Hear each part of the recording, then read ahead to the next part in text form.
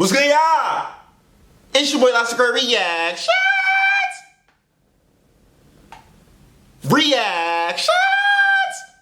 Feel me? Today I'm coming at you guys with a banger. We got homeless man lost millions, now lives in an Oakland tent.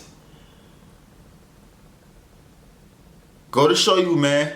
As quick as you up is as quick as you can fall, man. Period. Before we get into this video, smash like, must subscribe to the channel, hit the notification bell so you never miss an upload. With that being said, ain't nothing to it but to get to it, baby. Let's go. Go. Derek, we're here in Oakland.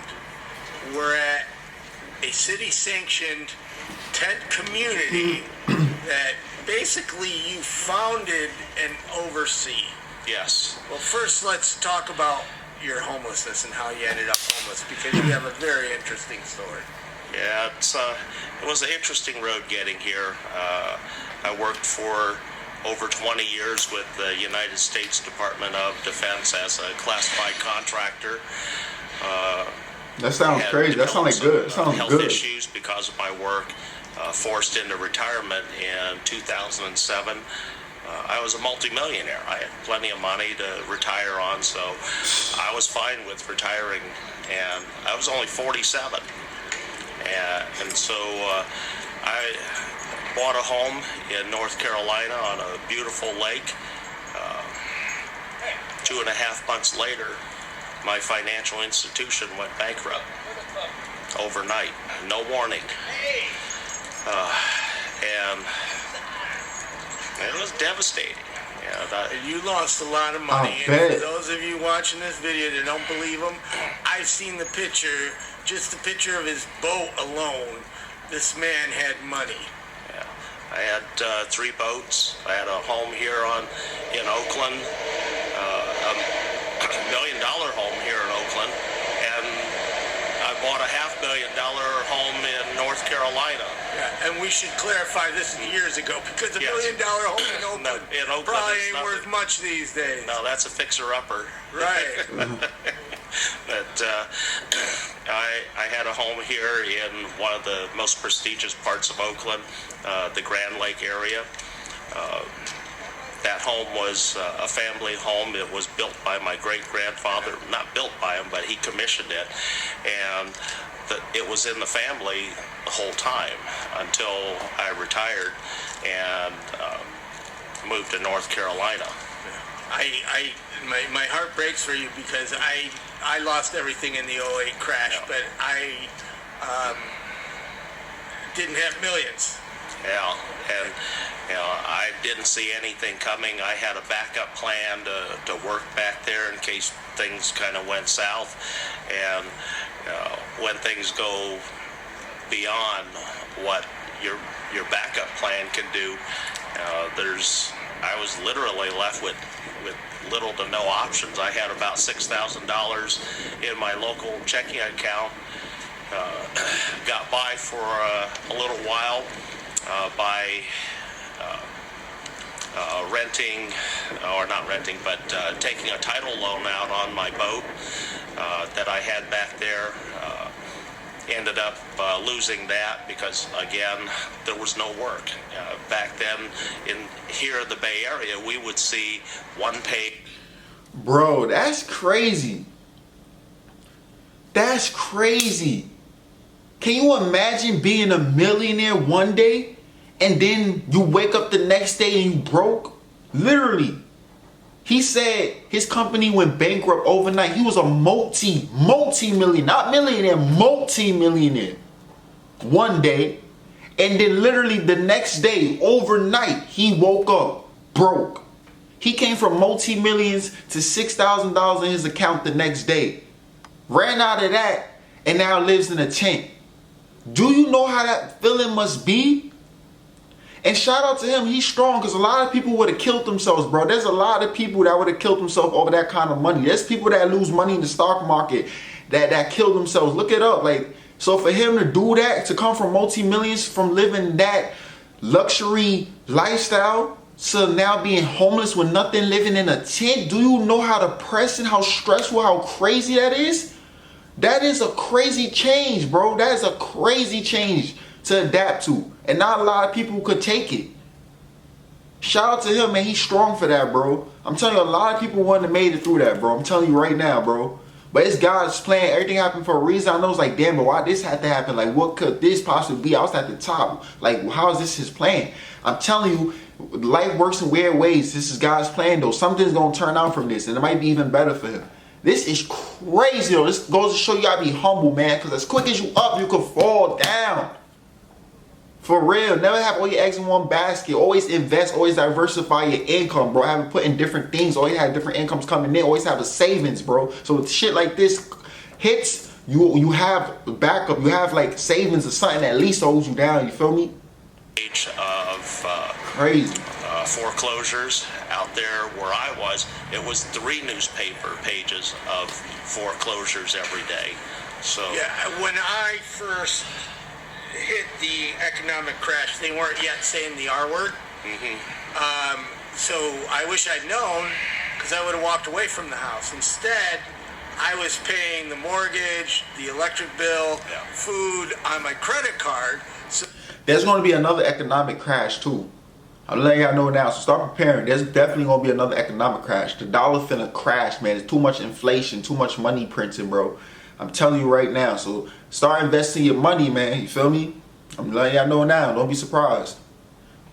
when my house finally went into foreclosure, I had this tremendous credit card debt. Yeah. And so I lost the house anyways.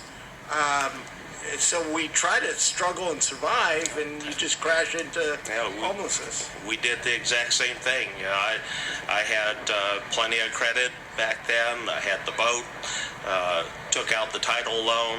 You know, got a $25,000 title loan on the boat.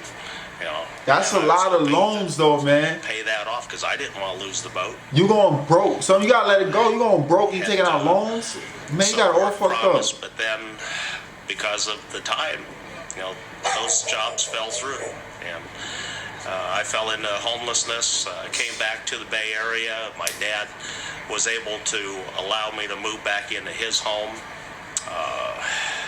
Just a short time later, he collapsed with colon rectal cancer one night, and by the time I found out what he had, you know, they said he only had 6 months to live. And it was a complete shock to me because I wasn't aware. He getting hit with so much shit at one time, bro. That's tough, bro. He hit it from me, and he survived about another year and a half. He had some medical insurance because he worked in the shipyards and the federal government, but it wasn't enough to cover his assisted living.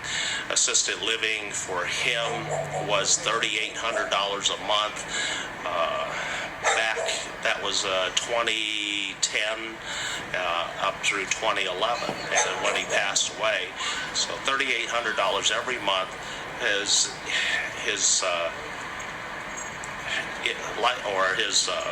insurance, his medical insurance, covered about $1,500, and then he had ongoing medical issues that had to be dealt with regularly, plus transport to the hospital for treatments. And then in his final week of life, he wasn't even mentally around when in his final week. That's crazy how you gotta pay for health insurance, man. That's crazy how you gotta pay for health. Like, that's so dumb. You gotta pay for an ambulance. What? And that put me out on the street literally, because I just grabbed whatever I was able to salvage from the home, because the court gave me an eviction notice. I had a certain amount of time to clear the house of everything and be gone. And so I did that. Sofa surfed with a lot of friends for up until April of 2013. Went into the shelter up the street, EOCP, East Oakland Community Project, also known as Crossroads.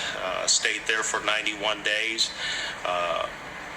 They gave me access to housing list. Housing list was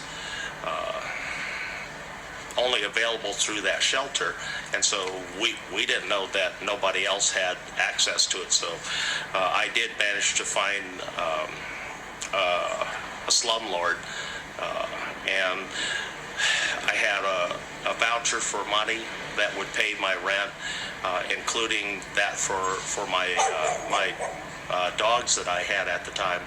So that was the hardest part, finding anybody who would accept a homeless person and had pets. All of my advocates that work with me at the shelter told me, you got to get the dogs out. Right. It's a huge issue. And those dogs have been with me since they were puppies. Right. They're like your children. You can't get them up. But I know how that feel. Well, I know how that feel. I had a dog in California, a dog named Chocolate. And I really love that dog a lot. You feel me? I was building a bond with that dog, and then one day I got a notice on my door saying you cannot have that type of breed dog in this apartment complex. Like, you have to get rid of it. So I got rid of it, and it was a painful time. My girlfriend was crying and everything. And then come to find out, we could have kept the dog. The lady at the adoption center, we adopted the dog. We bought it for like $4. It was crazy. I know, $4 literally. And a healthy dog, nothing wrong with it either. So we took it back to the adoption center. We told the lady why we was bringing it back, and she was like, no, you guys can keep the dog. All you have to do is go to the doctor and get like some type of I forgot what she said. She's like, some type of form from the doctor saying that we need the dog for emotional support, something like that. And she said that they can't, after you get that form from the doctor, they can't make you get rid of your dog. But we found out after we already gave the dog back, so it was too late. But yeah, that shit, it hurts, bro. He's going through so much. He lost all his money. And then on top of that, he's homeless. Then he loses his father. Now he gotta give away his dog. Come on, bro. What else do you got for him, man? Like, that's crazy. He's going through so much, bro. It's crazy, man. Life knocks you down sometimes. Life not always gonna be pretty, bro. You gotta get ready for the ugly too. You just gotta stay strong and just ride through it. Cause life is a roller coaster, man. Just stay on, man. Just stay on that roller coaster and just keep riding it, bro. Don't let nothing stop you. Make a choice. It's your dogs or housing. Right. You need housing though. So you found a slumlord, and You that need didn't housing, work though. out. That didn't work out too well. She didn't Sometimes want to you gotta fix the sacrifice problems. too, bro. Instead, how she fixed her problem was by evicting me in a record 20 days. And so then you tented right here I came out here. by yourself. Yep. Yeah. In fact, my first place wasn't the tent. It was literally behind a hedge sandwiched between a plant and the wall of a building right behind you. Quite literally, because that was my first year. And it took them 2 weeks to find me. I was so well hidden inside of that hedge that they couldn't see me. The guards here didn't know I was here. Nobody knew I was here. Stealth camping. Stealth camping. I have a homeless friend that calls it stealth camp. Yeah. And the other thing was that this area was one of Oakland's premier dumping grounds. And so I ain't gonna lie, I would do the same thing. He said he was in a tight spot where people couldn't see him. I ain't gonna lie, I would do the same thing. If I'm homeless, bro, I ain't gonna lie, it's embarrassing. I wouldn't want to be seen by nobody. So I would try to find like the most tightest, the most hardest spot, like the most darkest spot where nobody could see. I'll find a good hiding spot, you feel me? Because I don't want nobody to see that I'm homeless. That's embarrassing, you feel me? This is crazy, bro. This is a long video. I might not watch the whole thing, but just get to the main goal. I had plenty of materials to choose from. Right. There's a lot of materials that were brand new. I had contractors dumping off brand new insulation, plywood, plastic. I had couches. So there was all sorts of items to choose from to create my shelter and my home. That's what's up. And then in 2015, when I was diagnosed myself with colorectal cancer, I ended up moving from there and then starting the tent, because during my recovery period I needed a place to not only be able to lay out for long periods of time, but also have my friends help me to do the daily things that I needed to do, like getting Yo, what did he do though for his life to go down so bad like this? Like, what, bro? There's no way in hell this is just happening to him out of nowhere. He must have been doing something crazy and karma caught up with him, bro. How the hell can you lose? How the hell can you be a multi-millionaire one day, then the next day you broke, right? And then on top of that, now you homeless. Now you lose your, you lose your dogs. I mean you can't get a place because you don't want to lose your dogs. Then your dad gets cancer and then he passes away, and now you got cancer. Like, bro, he going through so much right now. Like, this is crazy. He had to have done something, bro, for life to be attacking him like this. I can't see no other reason why this would be happening. Homeless, recovering. I'm still homeless. Yeah, no respite care. No respite care. Spent 6 days in the hospital. They knew I was homeless. They had a caseworker from City of Oakland and also social services trying to find me housing before they released me. They didn't. No housing. There was no housing. So then, because I pick on you, because you're here by yourself, and then people start seeing you. Yeah. You gotta hide better. You stopped hiding. I stopped hiding really well. So it grew. And people just started moving in, becoming my neighbors, and we got to know each other. We started a community. Literally, we started a community. We watched out for each other. We shared food. We barbecued together. We at night we'd have security, and we would come up with things for each of us to do, duties, assignments, things that would help further the group. Yeah. I mean, so there's 35 people that live here. Yeah. I don't know if that's changed. No, that's seems to be a pretty constant number here. 35 is comfortable. There are days that we may run a little low, and then some days a little higher. And several of the people, I think about half, work. Yep, most of these people work here. They go to jobs Monday through Saturday. Some have restaurant jobs. Some work at gyms. Some we used to have a UPS driver here. I mean, a full-blown UPS driver was homeless, and that says a lot. That how crazy housing is. If a fellow who's making good money as a UPS driver can't afford to rent an apartment here in the town that he works in. Y'all should have been renting That's rooms. Insane. Should have been renting rooms in. And so we have grandmothers here. We have young adults here. We fill the whole gamut. Yeah.